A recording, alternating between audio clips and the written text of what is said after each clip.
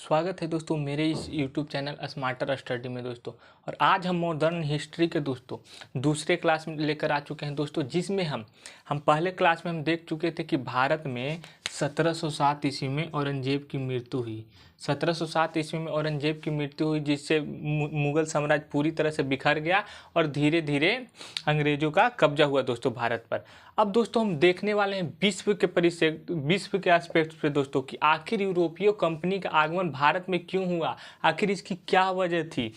तो दोस्तों बात है 1414वीं शताब्दी, कैमी दोस्तों 14वीं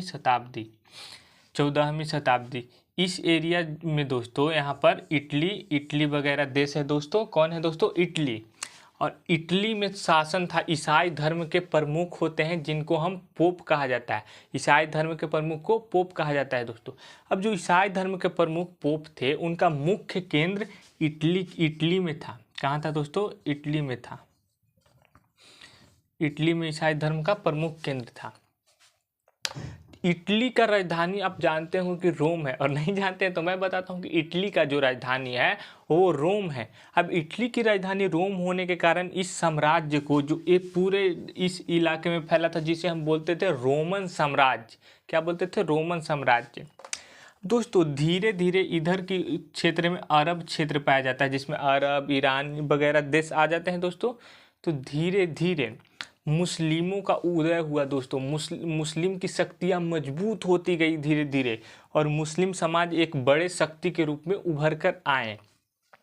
अब मुस्लिम साम्राज्य जब बड़ी शक्ति के रूप में उभर कर आए दोस्तों, तो धीरे धीरे वह इटली के जो साम्राज्य थे पोप के, जिसे हम रोमन साम्राज्य बोले, क्या बोले दोस्तों? रोमन साम्राज्य। तो यही बात है दोस्तों 1453 ईस्वी में। कब? 1453 ईस्वी में। यहीं पर 1453 ईस्वी में यह मुस्लिम साम्राज्य जो है इटली को हरा दिया दोस्तों। इटली के साम्राज्य यानी कि रोमन साम्राज्य को मतलब हरा दिया। अब रोमन साम्राज्य के हराने के कारण यहाँ पर एक जगह है जिसको बोलते थे कुस्तुनतुनिया।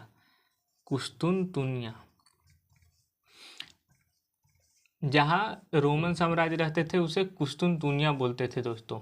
अब कुस्तुनतुनिया का पतन 1453 में युद्ध हुआ और रोमन साम्राज्य हार गए। तो हम कहते हैं कि 1453 ईस्वी में कुस्तुनतुनिया का पतन हुआ। अब कुस्तुनतुनिया का पतन हुआ जो भारत में ब्रिटिशों या जो भी यूरोपीय कंपनी था उसका आगमन का प्रमुख कारण बन के रूप में उभर कर आया दोस्तों।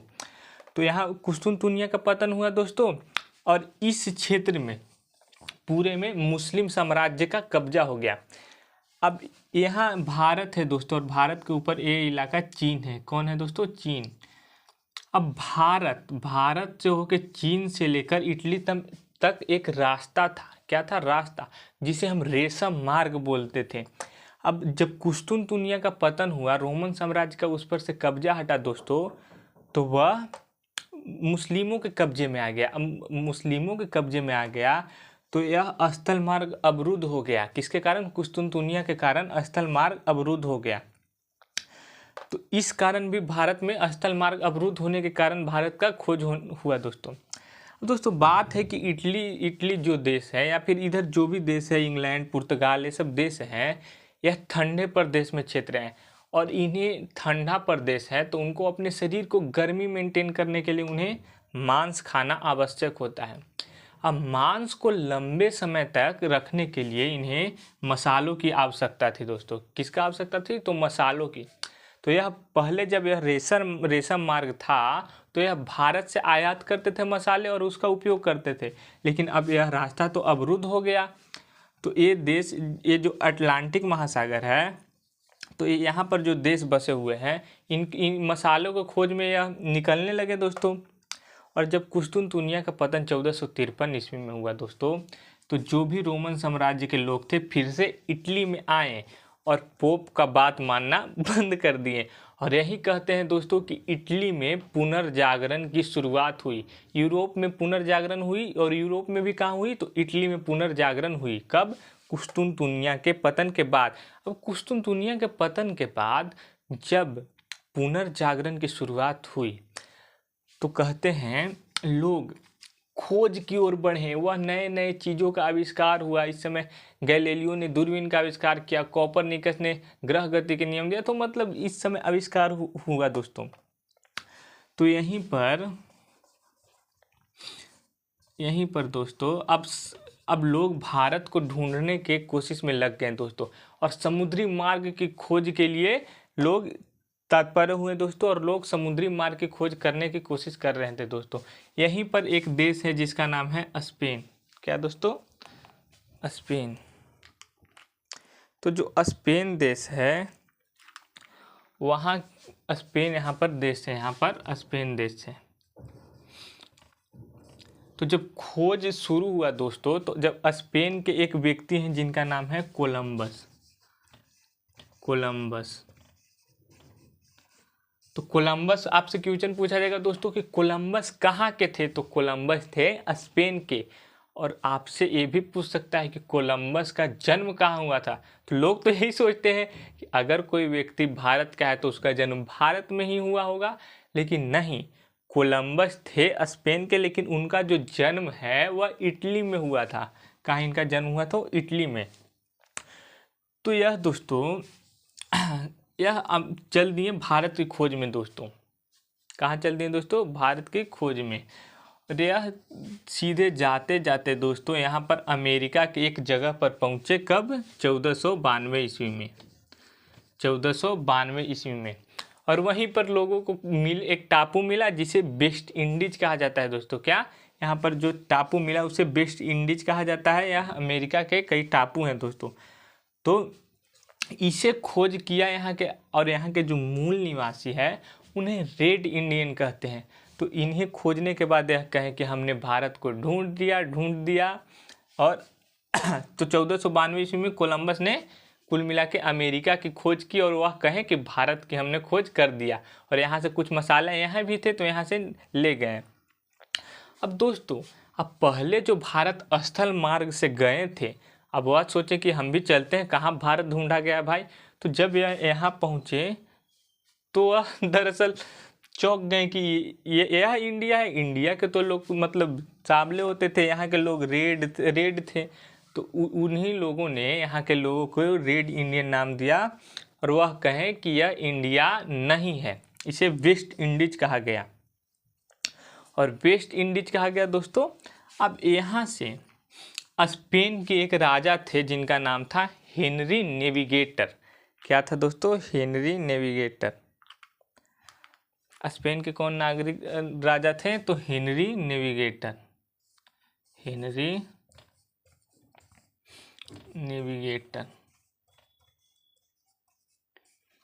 और रानी थी इसाबेल।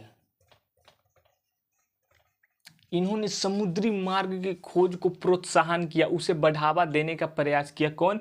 हेनरी नेविगेटर और इसाबेल। तो इन्होंने खोज के लिए भेजा दोस्तों। तो उसी में एक व्यक्ति आते हैं दोस्तों। सबसे पहले हम बात करें दोस्तों तो 1486 की बात है। 1486 में स्पेन के एक नागरिक थे दोस्तों जिनका नाम था बार्थोलोमियो डियाज। स्पेन के नागरिक का क्या नाम था? बार्थोलोमियो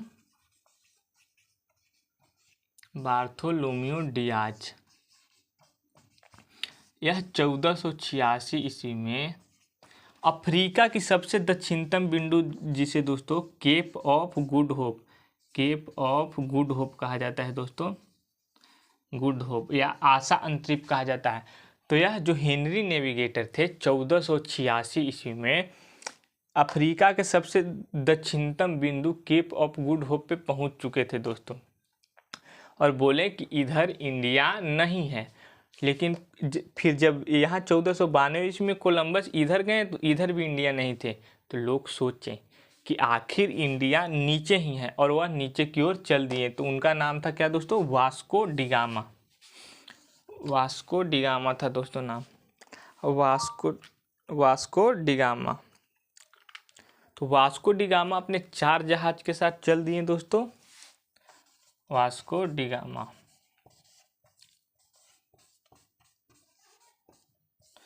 इस रास्ते से ऐसे करके ऐसे चल दिए। जब वह केप ऑफ गुड होप पे पहुंचे। कौन दोस्तों? Vasco da Gama. और यह समय है 1498। 1498। तो दिसंबर में आप जानते होंगे दोस्तों कि क्रिसमस मनाया जाता है, और क्रिसमस को ही नताल कहते हैं, नताल। तो यहीं पर 1400 वास्को डिगामा ने एक जो इलाका था उसका नाम नटाल रखा। क्या दोस्तों? नटाल रखा। और 1498 में केप ऑफ गुड होप पे पहुंचा दोस्तों। कौन? Vasco da Gama. अब जब यह पहुंचा दोस्तों तो इसे भारत के एक व्यक्ति दिखे जिनका नाम है अब्दुल मलिक। इसे भारत के एक व्यक्ति दिखे जिनका नाम है अब्दुल मलिक। अब वास्को डिगामा महाराज बोले कि हमें इंडिया जाना है। तो अब्दुल मलिक इंडिया के ही थे, गुजरात के एक व्यापारी थे। तो बोले कि इंडिया? तो कहाँ? तो बोले कि जहाँ मसाला मिलता है। तो उनको पता था कि केरल में मसाला मिलता है, तो वह केरल को में वास्को डिगामा को पहुँचा दिए दोस्तों। तो इस प्रकार दोस्तों यूरोपियों का आगमन भारत में हो गया दोस्तों। अब भारत में यूरोपियों का आगमन कैसे हुआ ये आप समझ चुके हैं दोस्तों। तो देखिए यहाँ स्पेन है, स्पेन से वेस्ट यानी कि वेस्ट में गए दोस्तों, तो इधर वेस्ट इंडीज गए दोस्तों, और इधर ईस्ट पूरब में गए दोस्तों। इधर पश्चिम में गए तो इधर वेस्ट इंडीज हुआ दोस्तों, और इधर भारत स्पेन यूरोप से ईस्ट में है यानी कि पूरब में है। इसलिए इनकी कंपनियों का नाम आप सुने होंगे ईस्ट इंडिया कंपनी। आखिर ईस्ट इंडिया नाम कंपनी क्यों पड़ा? क्योंकि यूरोप से भारत ईस्ट में है और समुद्री मार्ग से भी ईस्ट में है। तो इसी कारण इनके जो भी कंपनी स्थापित होंगे उनका नाम ईस्ट इंडिया कंपनी होगा मेरे मित्रों। तो दोस्तों उम्मीद करते हैं कि आप समझ गए होंगे कि भारत में यूरोपियों का आगमन क्यों हुआ, कैसे हुआ। तो दोस्तों अब आपका मेन अध्याय शुरू होगा जो कि भारत में यूरोपियों का आगमन, और एक एक करके हम देखेंगे। फ्रांस, डच, डेनिश, पुर्तगाल सबको देखेंगे। तो दोस्तों कल से आपका मुख्य अध्याय शुरू होगा दोस्तों। तो आज के लिए बस इतना ही दोस्तों, मिलते हैं नेक्स्ट क्लास में।